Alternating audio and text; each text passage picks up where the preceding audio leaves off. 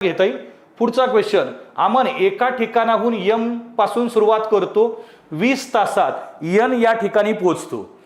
तो 12 किलोमीटर प्रति तास वेगाने 3/4 अंतर जातो आणि उर्वरित अंतर 16 किलोमीटर प्रति तास वेगाने प्रवास करतो, तर यम आणि यन मधील अंतर किती? आता बघा, यम आणि यन मधलं जे अंतर आहे ते आपण x मानू। का किती मानायचं? x।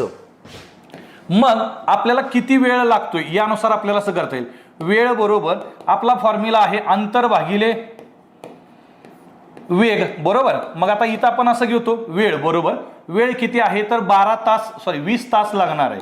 पण कधी, अंतर किती बघा, सुरुवातीला सांगितले या अंतराचा किती भाग 3/7, x अंतराचा 3/7 भाग, म्हणजे आपल्याला असं करता येईल 3x/7 हा भाग कसा क्रॉस केलाय तर 12 किलोमीटर प्रति तास वेगानं, आणि राहिलेला प्रवास उर्वरित प्रवास म्हणजेच किती तर 4x/7 तो कसा क्रॉस केलाय तर 16 किलोमीटर प्रति तास वेगानं।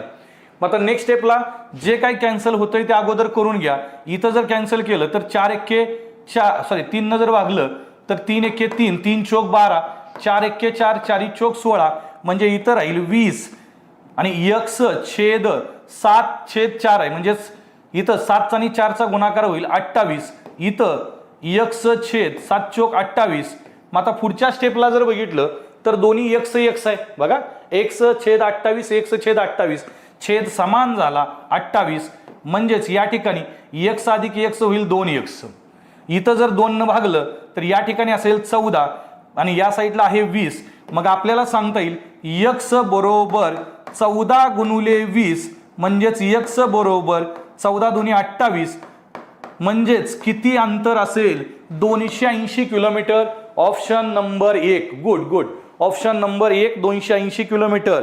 360 किलोमीटर बाबासाहेब नाही, 360 नाही, 280। फक्त इथं एक समजून घेण्यासारखा भाग एकच आहे, तो म्हणजे बघा 3/7 अंतर दिले, 3x/7 करा आणि उर्वरित अंतर म्हणजे 7 भागापैकी 3 भाग घेतले तर राहिलं किती 4x/7।